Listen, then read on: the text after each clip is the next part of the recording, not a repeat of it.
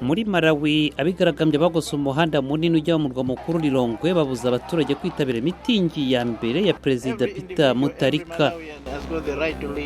Igiciro cy'umuriro w'amashanyarazi muri Zimbabwe kikubye inshuro zirenga 3 ejo kuwa gatatu, ni ku nshuro ya kabiri icyo giciro cyiyongera mu mezi 3 ashize. Umukandida ku mwanya wa perezida w'igihugu muri Tunisia Nabil Karoui yarekuwe muri gereza ni iminsi mike mbere y'ikiciro cya kabiri cy'amatora ya perezida w'igihugu. Muri Afurika y'Epfo impunzi zirenga 200 zikomoka mu bihugu 7 zateraniye imbere bya HCR biri Cape Town zamagana urugomo ruzikorerwa zinasaba kwimurirwa mu bindi bihugu. Naho muri Morocco igiti cyitwa Berdia kimeze nka marijuana kiragenda kizimira muri icyo gihugu.